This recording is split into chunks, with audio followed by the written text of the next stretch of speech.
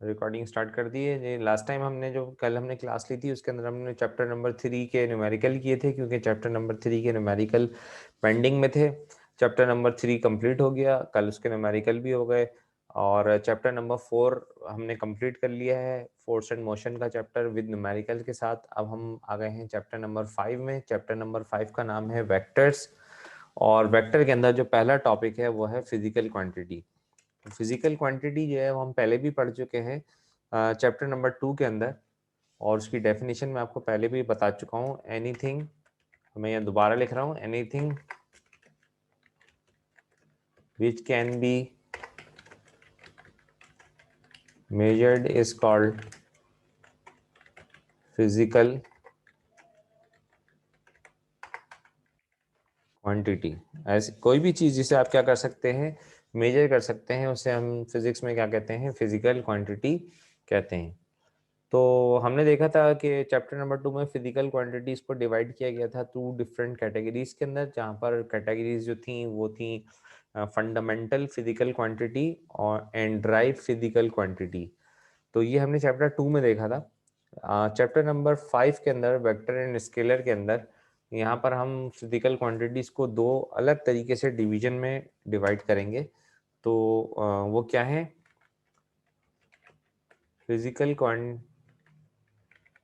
quantities could be categorized uh,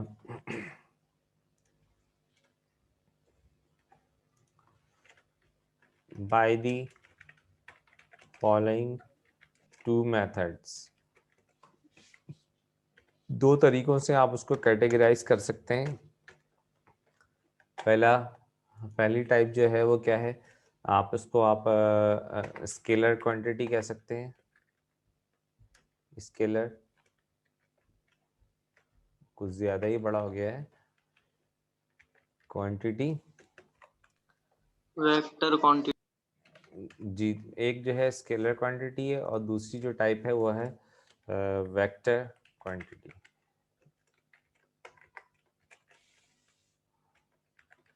ठीक है, तो सबसे पहले हम देखेंगे कि स्केलर क्वांटिटी क्या होती है और वेक्टर क्वांटिटी क्या होती है। ठीक,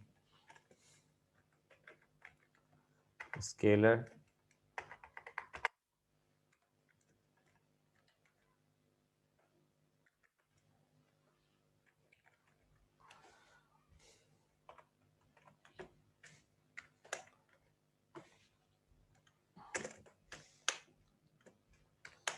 ठीक है, स्केलर क्वांटिटी क्या होती है, इसकी डेफिनेशन अगर हम लिखें तो लिख सकते हैं कि सच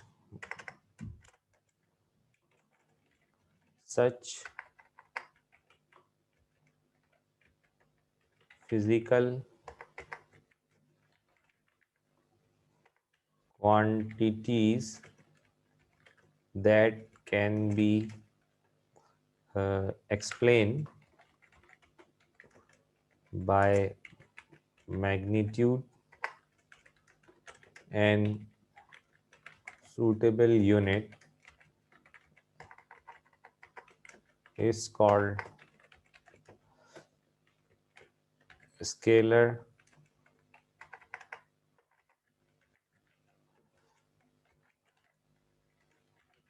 physical quantity।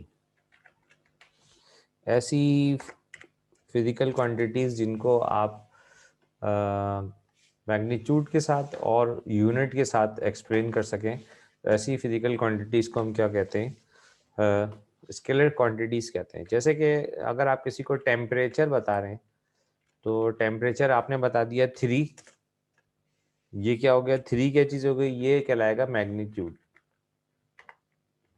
ठीक है, मैग्नीट्यूड मतलब जो भी न्यूमेरिकल वैल्यू है। मैग्नीट्यूड क्या है, मैग्नीट्यूड जो है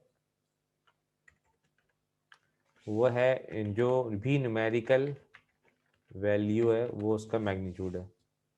और फिर आप क्या बताएंगे, टेम्परेचर के बाद क्या बताएंगे कि उसका क्या है, यूनिट। 3 मैग्नीट्यूड हो गया, फिर आप बताएंगे डिग्री सेंटीग्रेड। तो ये डिग्री सेंटीग्रेड क्या चीज़ है, ये डिग्री सेंटीग्रेड जो है इसकी क्या कहलाएगी, यूनिट। ठीक है, तो किसी भी फिजिकल क्वांटिटी को एक्सप्लेन करने के कितने तरीके हैं, दो तरीके हैं।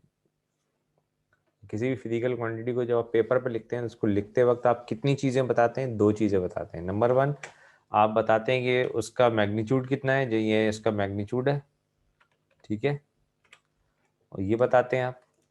और फिर आप बताते हैं कि उसका यूनिट कितना है। ये दो चीज़ें अगर आप बता दें तो सामने वाले को बात समझ में आ जाएगी कि आप क्या बता रहे हैं।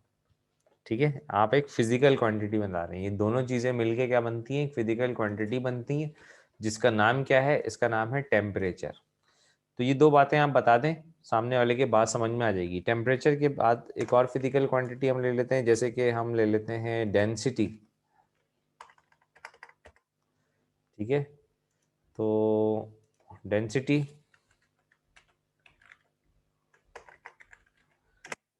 डेंसिटी में आपने लिख लिया 5.5, ये इसका क्या हो गया, ये उसका मैग्नीट्यूड हो गया।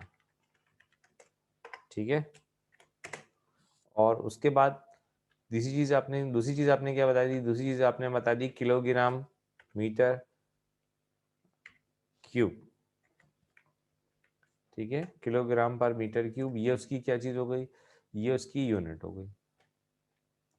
तो ऐसी फिजिकल क्वांटिटी यूनिट हो गई है।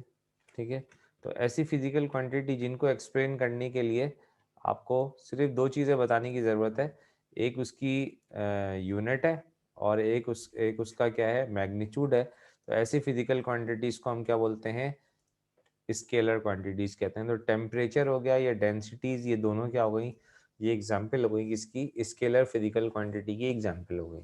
इसमें दो बातें अगर आप बता दें तो काफ़ी है, सामने वाले के बात समझ में आ जाएगी। लेकिन कुछ फिजिकल क्वांटिटीज़ ऐसी भी होती हैं जिसमें इन दो फिजिकल क्वांटिटीज़, इन दो चीज़ों को बताने से बात पूरी नहीं होती, उसमें हमें डायरेक्शन भी बतानी पड़ जाती है। तो ऐसी फिजिकल क्वांटिटीज़ को हम क्या नाम देते हैं, वेक्टर क्वांटिटीज़ का नाम देते हैं, ये वेक्टर क्वांटिटी कहते हैं। तो अब मैं वेक्टर क्वांटिटी की डेफिनेशन लिखने जा रहा हूँ यहाँ पे। ठीक है, vector quantity,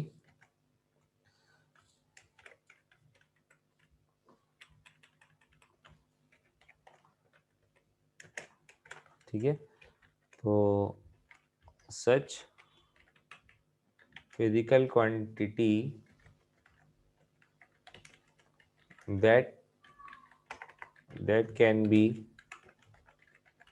explained by magnitude, unit and direction are is called are called vector quantity।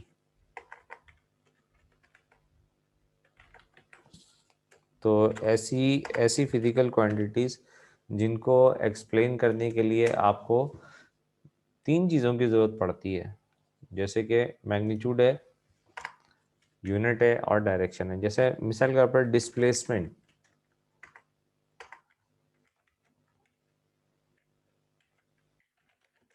Displacement में आपने कहा 23, ये क्या हो गया इसका, ये मैग्नीट्यूड हो गया। ठीक है, उसके बाद आपने क्या कहा, आपने कहा 3, उसके बाद आपने लिखा मीटर m, ये क्या हो गई इसकी, ये यूनिट हो गई। ठीक है, उसके बाद आपने कहा नॉर्थ, ये क्या चीज़ हो गई, नॉर्थ, ये हो गई इसकी डायरेक्शन। तो कुछ फिजिकल क्वांटिटीज ऐसी हैं जिनको एक्सप्लेन करने के लिए आपको तीन चीज़ें बतानी पड़ती हैं, मैग्नीट्यूड, यूनिट एंड डायरेक्शन। तो ऐसी फिजिकल क्वांटिटीज जिनको एक्सप्लेन करने के लिए एक के बजाय, दो के बजाय तीन चीज़ें बतानी पड़े, कौन कौन सी, मैग्नीट्यूड, यूनिट और डायरेक्शन, ऐसी फिजिकल क्वांटिटीज को हम क्या नाम देते हैं, हम नाम देते हैं वेक्टर क्वांटिटीज का नाम देते हैं। ठीक है, अच्छा, बहुत सारी एग्जाम्पल है इसमें, जैसे डिस्प्लेसमेंट की एग्जाम्पल मैंने आपको बताई, इसके अलावा फोर्स, ठीक है, इसके बाद है वेलोसिटी,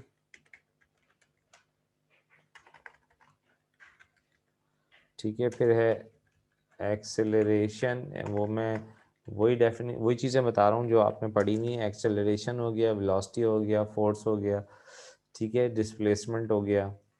इसके अलावा जो है वो टॉर्क, ये आपने नहीं पढ़ा है अभी, ठीक है, और मोमेंटम, ठीक है। ये सारी जो है ये एग्जांपल्स हैं किसकी, वेक्टर क्वांटिटीज़ की। तो वेक्टर क्वांटिटीज़ मेरे ख्याल में आपकी समझ में आ गया होगा, स्केलर क्वांटिटीज़ क्या होती हैं और वेक्टर क्वांटिटीज़ क्या होती हैं, ठीक है। तो अब हम इसी हवाले से थोड़ा सा आगे बढ़ते हैं। ये तीन टॉपिक्स, तीन डेफिनेशंस देखने के बाद, फिजिकल क्वांटिटी, स्केलर क्वांटिटी और वेक्टर क्वांटिटी, अब हम मूव करेंगे, देखेंगे कि वेक्टर क्वांटिटीज़ को रिप्रेजेंट कैसे किया जा सकता है, पेपर पे लिखने के कितने तरीके हैं, ठीक है। अब हम देखेंगे व्हाट आर द मेथड्स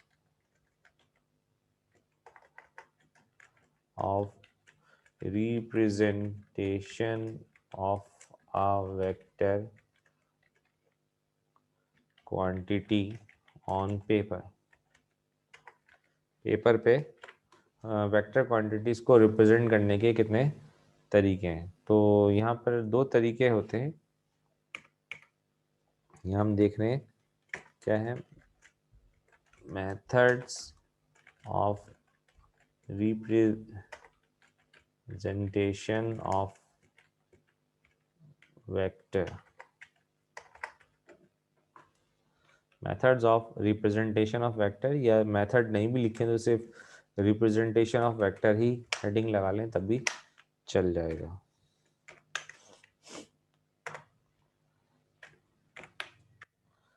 ठीक है, तो यहाँ पर हम करने जा रहे हैं कितने तरीके हैं वेक्टर्स को रिप्रेजेंट करने के। और वेक्टर के बजाय अगर मैं यहाँ पे लफ्ज़ इस्तेमाल करूँ वेक्टर क्वांटिटी तो वो ज़्यादा अच्छा होगा, ठीक है। वेक्टर क्वांटिटीज को रिप्रेजेंट करने के कितने तरीके हैं, तो हम यहाँ पर देखने जा रहे हैं कि there are two methods of representation of a vector quantity।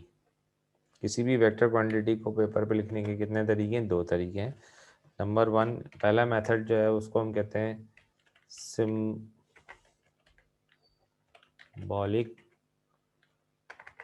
Representation,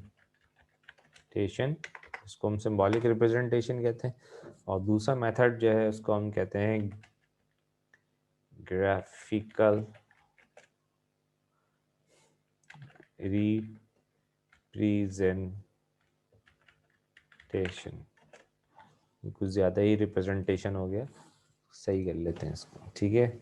graphical representation, तो सिंबॉलिक रिप्रेजेंटेशन और ग्राफिकल रिप्रेजेंटेशन, ये दो मेथड है वेक्टर क्वांटिटीज को रिप्रेजेंट करने के, ठीक है।